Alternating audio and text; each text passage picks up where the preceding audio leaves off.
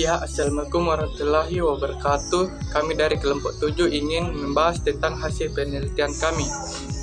Sebelumnya, saya akan memperkenalkan diri. Perkenalkan, nama saya Irwan Kriswandi dengan NIM D11231041. Pendahuluan. Pertama itu latar belakang.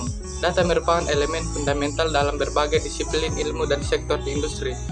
Seiring dengan perkembangan teknologi informasi, jumlah data yang dihasilkan dan dikumul terus meningkat secara eksponensial. Korelasi data adalah salah satu metode dalam analisis data yang digunakan untuk mengukur dan mengevaluasi hubungan antara dua variabel. Belajar analisis data menjadi semakin penting dalam era digital ini karena kemampuan untuk menganalisis data dengan tepat dapat memberikan keunggulan kompetitif. Yang kedua itu rumusan masalah. Adapun rumusan masalah dari penelitian kami ini yaitu bagaimana hubungan antara variabel XA dan variabel YB berdasarkan peringkat atau rank menggunakan metode korelasi Renz-Spearman. Yang kedua itu seberapa kuat hubungan linear antara variabel XC dan variabel YD berdasarkan analisis korelasi produk momen person. Yang ketiga itu seberapa baik model regresi linear sederhana dapat memprediksi variabel terikat XA dan YB berdasarkan variabel bebas XC dan YD, serta apakah pengaruh tersebut signifikan. Yang ketiga adalah tujuan. Tujuan dari penelitian kami yaitu untuk menganalisis hubungan dan pengaruh antara beberapa pasangan variabel menggunakan metode statik yang berbeda. Pertama, penelitian ini akan mengkaji hubungan antara variabel XA dan YB berdasar peringkat menggunakan metode korelasi Renz-Spearman untuk menentukan apakah terdapat hubungan yang signifikan serta mengidentifikasi kekuatan dan arah hubungan tersebut. Yang kedua, penelitian ini bertujuan untuk mengevaluasi kekuatan hubungan linear antara variabel XC dan YD dan menggunakan analisis korelasi produk momen person untuk mengetahui apakah hubungan yang teridentifikasi signifikan dan bagaimana kekuatannya. Ketiga, penelitian ini akan mengeksplorasi pengaruh variabel bebas XA dan YB terhadap variabel terikat XC dan YD melalui metode regresi linear sederhana dengan tujuan untuk menilai beberapa baik model tersebut dapat memprediksi variabel terikat dan untuk menentukan signifikansi pengaruh yang ada. Yang keempat adalah manfaat. Penelitian ini diharapkan memberikan manfaat teoritis dan praktis. Secara teoritis, penelitian ini akan memperkaya literatur ilmiah mengenai metode korelasi Renz-Spearman produk momen person dan regresi linear sederhana dalam menganalisis hubungan antara variabel. Secara praktis, penelitian ini memberikan wawasan bagi praktisi dalam memahami dan memanfaatkan hubungan antara variabel untuk mengembalikan keputusan yang lebih akurat.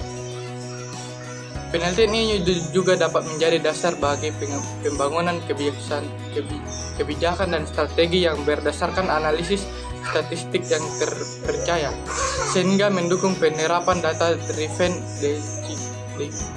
decision making dalam berbagai bidang. Selanjutnya adalah tinjauan pustaka. Pertama, analisis data.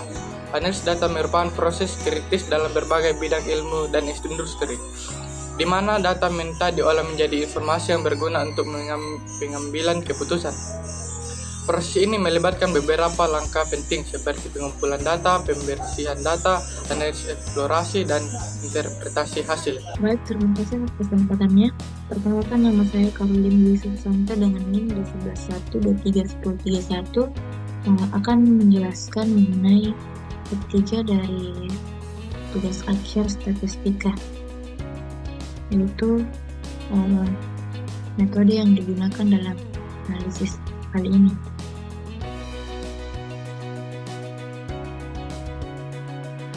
Jadi, yang pertama untuk pengambilan data. Pengambilan data untuk tugas ini mengambil data terkait usia, tinggi, nilai, dan jam belajar dari mahasiswa di kampus Fakultas Teknik Universitas Hasanuddin yang dilakukan mulai dari tanggal 8 sampai 12 Desember 2024. Adapun tahap-tahap itu, yang pertama mencari narasumber untuk diambil datanya. Kemudian setelah mendapatkan narasumber, data yang diperoleh kemudian dicatat. Lalu setelah mencatat data, menganalisis dan membagi data tersebut ke beberapa variabel.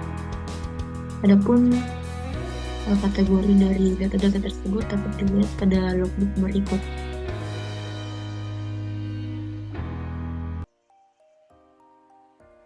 Berikut adalah logbook kegiatan dari pengambilan data tersebut. Selanjutnya untuk pengolahan data. Pengolahan data ini didapatkan data terkait perankingan, Spearman, dan produk moment person yang masing-masing terdapat 2 variabel. Untuk pengolahan data perankingan Spearman, yang pertama itu usia diberi variabel A dan tinggi badan diberi variabel B. Berikut data-data yang diperoleh. Setelah mendapatkan data tersebut, lalu mengurutkan perankingan data dari data terbesar ke data yang kecil. Setelah mengurutkan, kemudian kita menghitung selisih peringkat antara variabel A dan variabel B.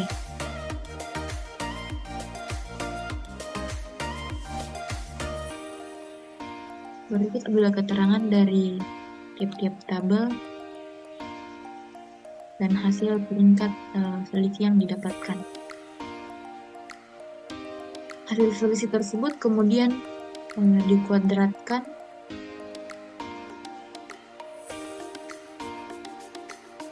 lalu semua hasil pengkuadratan ini dijumlahkan. Setelah dijumlahkan kemudian dimasukkan ke dalam rumus range Spearman dan didapatkan hasilnya sebagai berikut. Berikut merupakan pengolahan data pada data yang kedua, yaitu produk moment person dengan variabel C jam belajar dan variabel D nilai ujian. Dapat dilihat pada tabel data yang telah didapatkan sebelumnya.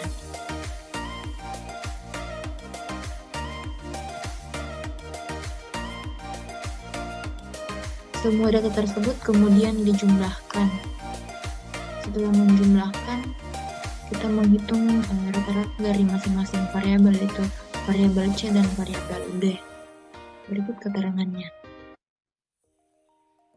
Didapatkan pada variabel C itu rata-ratanya 4,25 dan variabel D 76. Setelah mendapatkan rata-rata dari masing-masing variabel, kemudian kita menghitung deviasi variabel dari C dan variabel D sendiri. Berikut hasilnya.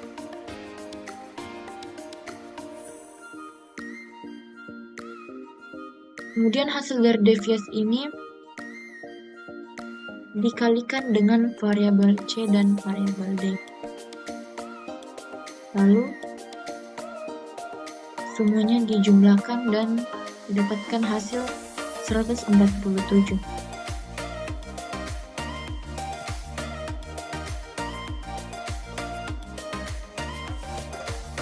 Setelah itu kita mengkuadratkan deviasi dari C dan deviasi dari variabel C dan variabel D, dan didapatkan hasil pengkuadratan dari deviasi C dan D itu untuk C 20,625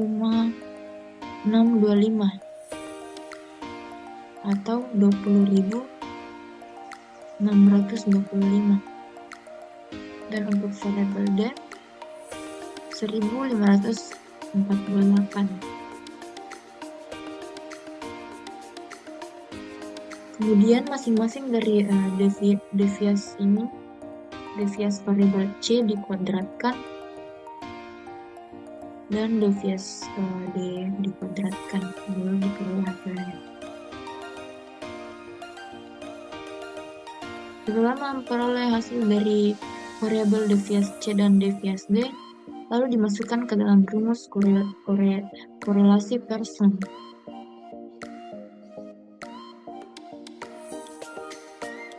Berikut hasil yang didapatkan dari masukan data hasil dari deviasi C dan deviasi D dalam korelasi Pearson.